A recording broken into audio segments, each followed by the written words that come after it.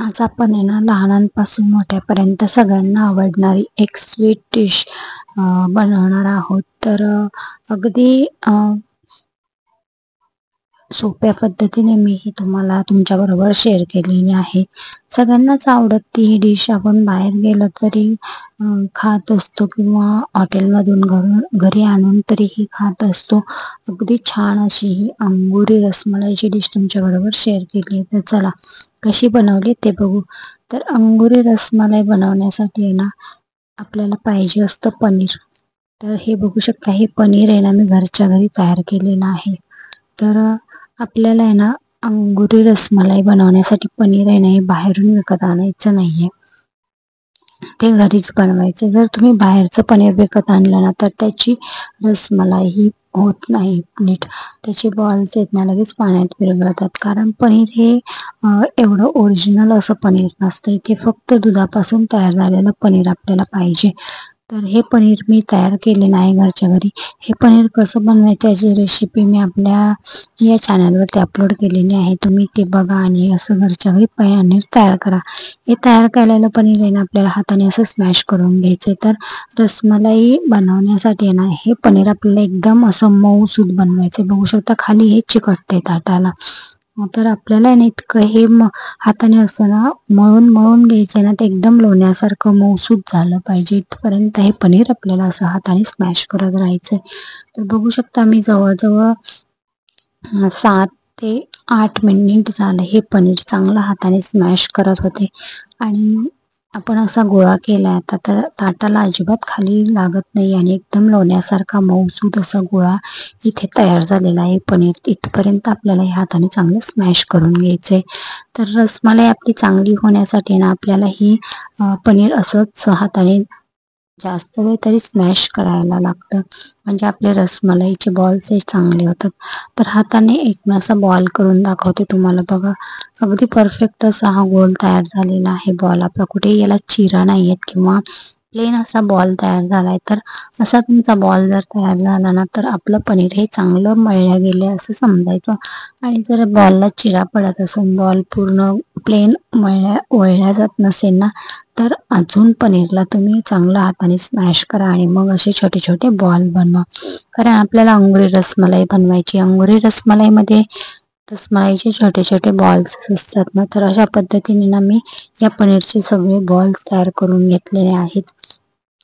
तर आपल्याला ही रसमलाई अगदी सोप्या पद्धतीने मी बनवणार आहे. एकदम घट्ट रसरशीत अशी रसमलाई बनवण्यासाठी आहे ना मी असे हे बॉल्स तयार केलेत. आता हे बॉल्स आहेत ना आपल्याला पाण्यामध्ये उकळून घ्यायचे. तर हे बॉल्स काय होतं, पाण्यामध्ये टाकलं ना की असे फाटतात.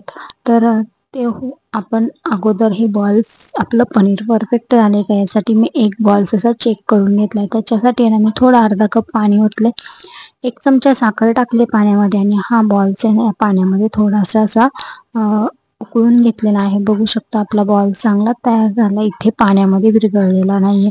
तुमचं जर पनीर परफेक्ट नसेल ना तर इथे बॉल लगेच असा पाण्यामध्ये फुटतो आणि असं एकदम बगबगीत असं त्याचं मिश्रण तयार होतं. तर हा बॉल परफेक्ट झाला. आता आपण बाकीच्या रसमलाई सुद्धा पाण्यामध्ये चांगल्या उकळून घेऊया. तर त्यासाठी आहे ना मी जवळजवळ 2 ग्लास पाणी इथे टाकलेलं आहे. हे रसमलाई पाण्यामध्ये उकळून घेण्यासाठी ना आपल्याला असं मोठं पसरट असं भांडं घ्यायचं, जेणेकरून हे बॉल्स आहेत ना एकमेकाला चिकटणार नाही. पाण्यामध्ये मी साखर टाकलेली आहे. तुमच्या बॉल्सच्या प्रमाणामध्ये साखर टाका, कारण इथे साखर आपल्याला जास्तच वापरायची, म्हणजे बॉल्सच्या आतमध्येपर्यंत हे गोड पाणी शिरलं पाहिजे, म्हणजे मग रसमलाईचे बॉल्स आहेत ना टेस्टी लागतात. तर तुम्ही साखर कमी टाकली ना तर इथे साखर हे पनीरचे बॉल्स आहेत ना एवढे टेस्टी लागत नाहीत.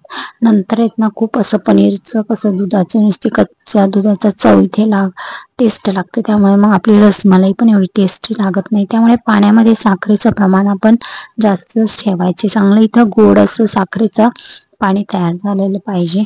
साखर चांगली विरघळून घेतली आणि एक एक करत आहे ना असे बॉल्स आपल्याला पाण्यामध्ये सोडायचे आहेत. तर बघू शकता पसरट असं भांडं घ्यायचे. बॉल्स एकमेकाला असे चिकटले नाही पाहिजे. ते बॉल्स असे पाण्यामध्ये उकळताना त्याचा आकार मोठा व्हायला लागतो, त्यामुळे पसरट भांडं वापरा आणि पाणी पण आपल्याला इथे भरपूर वापरायचं आहे. हे बॉल्स पाण्यामध्ये चांगले तरंगले पाहिजेत. तर मी इथे 2 मिनिटं झाकण ठेवलं होतं. झाकण ठेवूनच आपल्याला हे उकळून घ्यायचं. तुम्हाला दाखवण्यासाठी मी याचं झाकण काढलेलं आहे आणि बघू शकता असं पाण्यामध्ये बॉल चांगले तरंगत आहेत. याला जास्त हलवायचं नाही, चमच्याने फक्त असं एका साईडने टच करायचे आणि हे बॉल्स आपल्याला पाण्यामध्ये चांगले उकळून घ्यायचे. तर 2 मिनिटांनी बघू शकता तुम्ही हे बॉल्सचा आकार केवढा मोठा झालेला आहे. असे थोडेसे बॉल्स असे मोठे व्हायला लागले की आपण हे साखरेच्या पाण्यातून काढून घ्यायचे.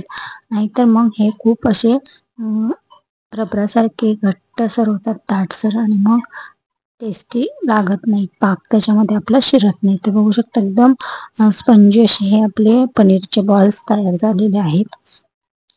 आता आपल्याला ना याची रस तयार करायला घ्यायचा. रसमलाईसाठी जो दुधाचा रस असतो ना तो. तर मी एवढे माझे रसमलाईचे बॉल्स होते ना त्या प्रमाणासाठी ना अर्धा लिटर इथे दूध घेतलेलं आहे. तुम्हाला जर जास्त रस आवडत असेल तर तुम्ही इथे जास्त दूध वापरलं तरी पण चालेल, परंतु मी अर्धा लिटर दूध घेतलेलं आहे आणि हे दूध आता आपल्याला चांगलं उकळून घ्यायचे. तर बघू शकता तुम्ही दूध चांगलं उकळलं ना की आपल्याला याला आटवायचं वगैरे काही नाहीये, फक्त त्याला चांगली उकळी आणून घ्यायची. आणि दुधाला जर असा दाटसरपणा यावा ना म्हणून मी काय केलं इथे थोडीशी कस्टर्ड पावडर असते ना आपली ती टाकली आहे. व्हॅनिला फ्लेवरची जी कस्टर्ड पावडर आहे ना ती टाकलेली आहे मी 1 ते 1.5 चमचा. बघू शकता ही व्हॅनिला पावडर कस्टर्ड पावडर मी आपल्या गार दुधामध्ये मिक्स करून घेतली आणि या दुधामध्ये थोडीशी मिक्स करून घेतली. म्हणजे काय होतं ना दुधाला पण टेस्ट छान येते आणि थोडासा दाटसरपणा पण येतो. तर तुम्हाला जर इथे कस्टर्ड पावडर वापरायची नसेल तर तुम्ही नाही वापरली तरी पण चालते. प्लेन दूध इथे टाकायचं, त्याच्यामध्ये चवीनुसार साखर टाकायची आहे. आपल्याला हे दूध पण थोडंसं गोडसरच बनवायचं, म्हणजे आपली रसमलाई पण खूप टेस्टी लागते. तर मी थोडीशी साखर इथे मी टाकून घेतली. माझ्याकडून साखर टाकलेला व्हिडिओ स्किप झालेला आहे, त्यामुळे तुम्ही तुमच्या दुधाच्या प्रमाणात दूध चांगलं असं गोडसर होईना इथपर्यंत साखर टाका आणि दुधामध्ये ती चांगली मिक्स करून घ्या. आणि कस्टर्ड पावडर टाकून मी 2 मिनिटात दूध चांगलं उकळून घेतलेलं आहे. तुमच्या आवडीनुसार इथे बदामाचे किंवा तुम्हाला हवे असेल तर पिस्त्याचे काप इथे तुम्ही ॲड करू शकता. तर मी बदामाचे काप इथे टाकलेले आहेत आणि बघू शकता दाटसर असं आपलं हे दूध झालेलं आहे. दुधाला कलर येण्यासाठी तुम्ही इथं केसरचा पण वापर करू शकता. दूध आपल्याला जास्त असं आटवून घ्यायचं नाहीये. तर मी कस्टर्ड पावडर टाकून 2 मिनिटं दूध चांगलं शिजवून घेतलेलं आहे आणि नंतर हे दूध आपल्याला कोमट करून घ्यायचंय. तोपर्यंत आपण काय करायचं, आपण जे पनीरचे बॉल करून घेतलेत ना याच्यामध्ये ना आपण पाणी असतं, तर याच्यामधले पाण्यामुळे ना हे बॉल्स नंतर रसमलाईचं कसं मग जास्त टेस्ट लागत नाही. तर हे दूध उकळेपर्यंत आहे ना मी या बॉल्स मधलं ना सगळं असं पाणी थोडंसं दाबून दाबून काढून घेतलेलं आहे. आणि त्यातले बॉल्स असे पाणी चांगलं काढलं ना तर मग कसं नुसतं पनीर आपलं हे दुधाचा रस आहे ना त्याच्यामध्ये शिरण्यास मदत होते. तर असं ना थोडंसं दाबून दाबून मी ह्यातलं पाणी आहे ना सगळं बघू शकता तुम्ही अशा प्रकारे मी काढून घ्यायचं आपल्याला.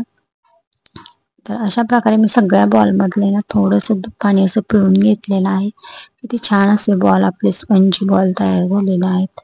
तर अशा प्रकारे तुम्ही पण घरच्या घरी अशी अंगुरी रसमलाई बनवू शकता. आपण सगळं पाणी काढून घेतल्यानंतर आहे ना हे बॉल्स एका आपल्या डब्यामध्ये घ्यायचेत आणि त्याच्यानंतर आपण जो हे दूध तयार केलेला आहे ना दुधाचा रस तो याच्या असं दूध आहे ना सगळ्या पनीरच्या बॉलवरती पसरून घ्यायचं आहे. तुम्ही इथे कस्टर्ड पावडर नाही आवडत असेल तुम्हाला तर नाही टाकली तरी पण चालेल, परंतु मी तर टेस्ट छान अजून टेस्टी लागावी ना आपली रसमलाई म्हणून थोडीशी कस्टर्ड पावडर मी इथं वापरलेली आहे. अशा प्रकारे मी सगळं दूध याच्यावरती पसरून घेतले आणि आपल्याला हे फ्रीजमध्ये मी हे सेट व्हायला 1 तासभर ठेवून दिलं, म्हणजे गार अशी रसमलाई आपली तयार होते. तर नक्की ट्राय करून बघा. रेसिपी आवडली असेल तर रेसिपी लाईक करा, शेअर करा आणि आपल्या चॅनल नक्की सबस्क्राईब करा. अशा छान छान रेसिपी तुम्हाला दाखवण्याचा प्रयत्न असतो. तर अशा प्रकारे मी या रसमलाईवर सगळं दूध ओतून घेतलेलं आहे आणि 1 तास मी ना फ्रीजमध्ये ठेवलेलं आहे. इथे मी कोणताही फूड कलर वापरलेला नाही आहे, त्यामुळे याला थोडासा असा पिवळसर कलर, जास्त डार्क नाही आलेला, थोडासा फेंट कलर आला आहे. परंतु जर फ्रीजमध्ये ठेवल्यानंतर याचा कलर अजून थोडासा चेंज होईल, डार्क होईल आणि आपली रसमलाई पण थंड होईल आणि खाण्यासाठी तयार होईल. फ्रीजमध्ये ठेवून थंड झाल्यानंतर तुम्ही ही रसमलाई सर्व करू शकता आणि छान अशी आपली रसमलाई इथे तयार आहे. नक्की ट्राय करून बघा. एक घरच्या घरी अशी एक छान स्वीट डिश आपण बनवू शकतो घरच्या घरी पनीर तयार करून. तुम्ही ही रसमलाई तयार करण्यासाठी पनीर मात्र घरच्या घरीच तयार करा. बाहेर विकतच्या पनीराची रसमलाई चांगली होत नाही. नक्की ट्राय करून बघा. Thank you.